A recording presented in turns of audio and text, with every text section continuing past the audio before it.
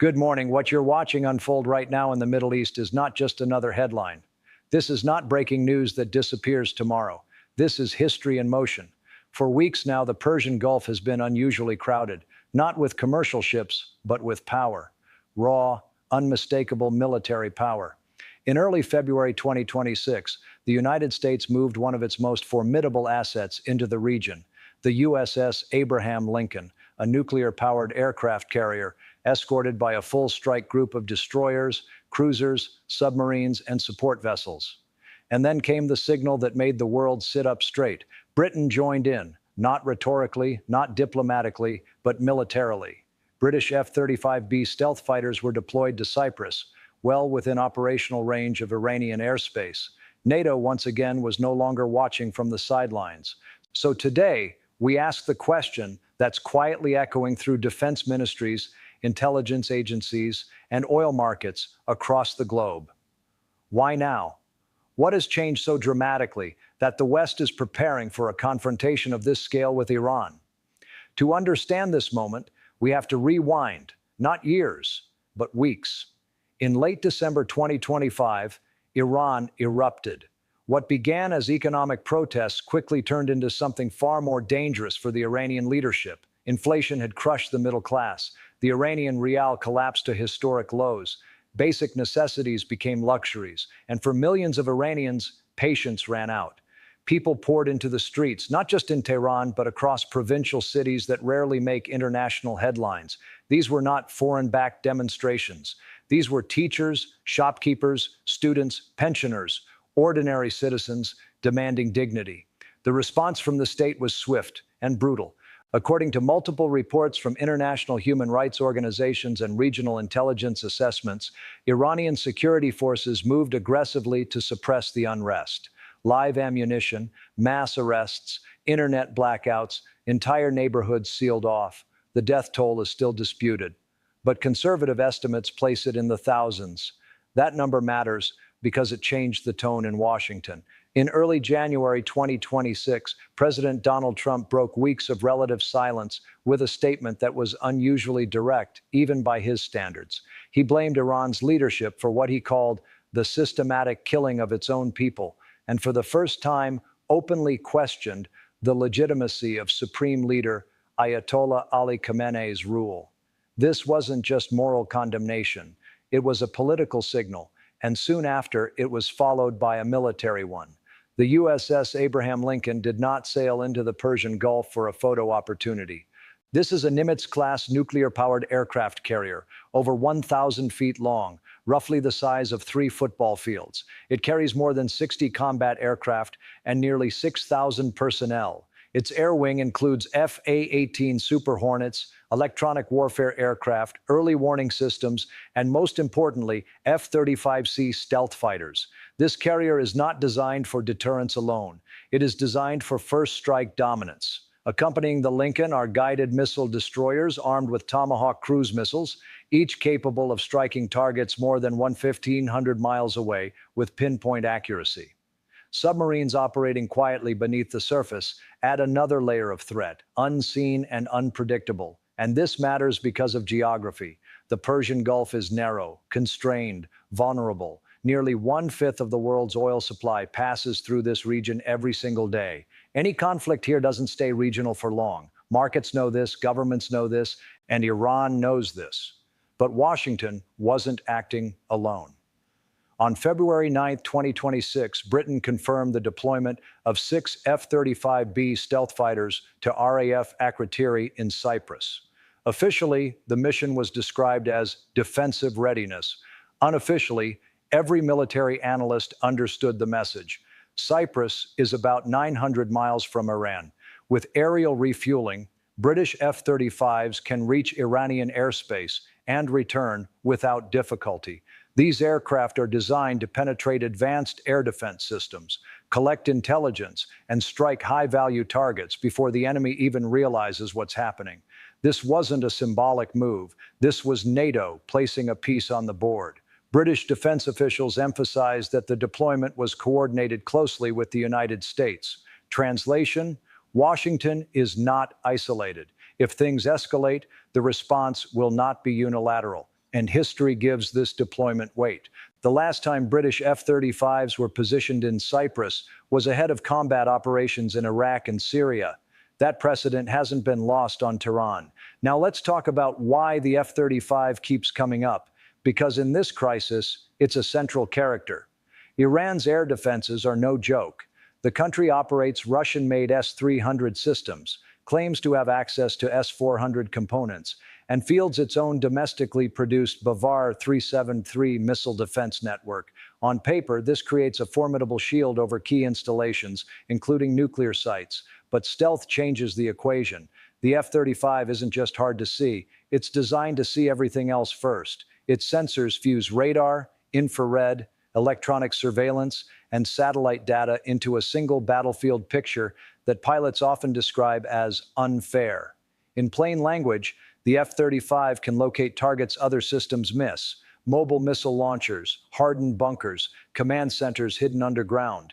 And that brings us to the most sensitive issue of all: Iran's nuclear program. U.S. intelligence assessments in early 2026 indicated renewed construction activity around several suspected nuclear facilities: reinforced concrete, deepened tunnels, expanded perimeter defenses. Signals intelligence suggested preparations not for civilian energy expansion, but for survivability. Washington's position has remained consistent: Iran must not acquire a nuclear weapon. But here's the uncomfortable truth: military force cannot erase nuclear knowledge. It can delay, it can degrade, but it cannot permanently eliminate capability. And yet, the military buildup continues. Why? Because this crisis is no longer only about nuclear centrifuges. It's about control, credibility, and momentum. From Washington's perspective, allowing Iran to violently suppress internal dissent without consequence sends a dangerous message, not just to Tehran, but to allies and adversaries alike. From Tehran's perspective, backing down under pressure could embolden domestic opposition and weaken regional influence built over decades. Both sides feel cornered. And when powerful actors feel cornered, history tells us they don't always choose restraint. Publicly, Iran insists it wants dialogue. Iran's mission to the United Nations released a statement expressing openness to talks based on mutual respect. Oman has once again stepped in as a quiet mediator, hosting indirect diplomatic discussions. President Trump himself has described these talks as very good, but followed that with a warning of very severe consequences if they fail. That dual-track approach, diplomacy backed by overwhelming force, is classic American strategy, but it's also risky, because parallel to these talks, Iran's regional allies are watching closely. Armed groups in Iraq, Lebanon, and Yemen have already increased rhetoric, and in some cases, readiness. Any strike on Iran could ignite a chain reaction across the Middle East. This is how regional conflicts become global ones. So where does that leave us tonight? The world stands at a crossroads. On one side, the most powerful naval force on Earth, backed by NATO, stealth aircraft, missile defense systems, and global economic leverage. On the other, a resilient state with deep regional networks, strategic partnerships with China and Russia, and a population that has endured decades of pressure and learned how to survive it. Between them, fragile diplomacy, volatile public opinion, and a narrow window where miscalculation could change everything. This is the calm before something. Whether that something is a breakthrough or a breakdown remains to be seen. So now let's go where headlines usually stop. Because what's happening here is not only about aircraft carriers, stealth fighters, or nuclear facilities. This crisis is about power. Who has it, who's losing it, and who's willing to risk everything to keep it? Behind the official statements, behind the carefully worded press releases, there's a much more complex chessboard in play, and every move right now is loaded. Let's start with the politics behind the pressure. In Washington, this moment fits into a broader pattern. The United States is entering a phase where credibility matters more than comfort. After years of global instability, from Eastern Europe to the Indo-Pacific, American allies are watching closely to see whether U.S. red lines still mean something. If Iran is seen as crushing domestic dissent, advancing nuclear capability, and challenging U.S. interests without consequences, that message doesn't stop in Tehran. It travels to Beijing, it travels to Moscow, it travels to every capital that measures American resolve. That's why this deployment isn't just military, it's performative power. The USS Abraham Lincoln is a message floating on water. We're here, we're ready, and we're not bluffing. But here's the twist. Washington is also deeply aware of the cost of escalation. A direct war with Iran would not look like past conflicts. This would not be Iraq. This would not be Libya. Iran is larger, more populous, and far more embedded in the region's security architecture. Any sustained conflict would ripple through global markets, alliances, and domestic politics, which is why the U.S. strategy right now is pressure without ignition. At least that's the intention. Now let's shift to Tehran's perspective, because this is where many analyses fall short. Iran's leadership does not view this crisis as purely external. Internally, the regime is under its most serious pressure in years. The protests of late 2025 weren't isolated incidents. They revealed structural fatigue. Economic sanctions, corruption, and generational change have eroded the social contract. For the Iranian leadership, appearing weak externally while struggling internally is a nightmare scenario. So when Western forces move closer, Tehran's instinct is not retreat, it's resistance. But resistance doesn't always mean war. Iran's playbook has always favored asymmetry. Avoid direct confrontation. Stretch the battlefield. Raise the cost slowly. Keep the adversary guessing. That's why we're seeing increased activity among Iran-aligned groups across the region. Not full-scale attacks, but calibrated signals. A reminder that escalation won't stay contained. Iran's message is subtle but clear. If you hit us, you won't be fighting only us. Now let's talk about the quiet players, China and Russia. Neither country wants a full-scale war in the Middle East. Chaos is bad for markets, energy flows, and long-term influence. But both see strategic opportunity in U.S. distraction. China depends heavily on Gulf energy. It has invested billions in Iranian infrastructure. Beijing's interest is stability, but on terms that weaken American dominance. Russia, meanwhile, views Iran as a strategic partner in counterbalancing the West. While Moscow may not rush to Iran's defense militarily, it benefits from any scenario that stretches U.S. resources and attention. So what do? They advise restraint publicly. They support Iran diplomatically. And quietly, they prepare for a world where Western focus shifts away from their own priorities. This is not alliance-driven escalation. This is calculated patience. But amid all this high-level maneuvering, there's one perspective that rarely gets center stage: ordinary people. Because if this crisis explodes, it won't be carrier commanders or defense ministers paying the highest price. It will be families in Tehran, Basra, Beirut, Tel Aviv. It will be workers facing rising fuel prices in Asia, Africa, and Latin America. It will be countries already struggling with inflation suddenly hit by energy shocks they didn't create. A conflict in the Persian Gulf would immediately disrupt shipping lanes. Insurance premiums would spike.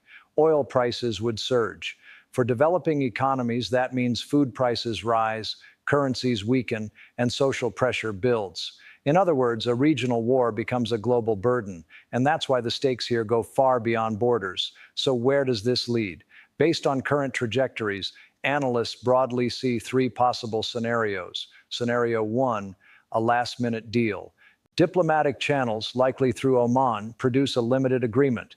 Iran freezes certain activities. The U.S. eases pressure without lifting core sanctions. Both sides declare victory. Tensions cool, but the underlying issues remain unresolved. This is the least dramatic outcome, and historically, the most fragile.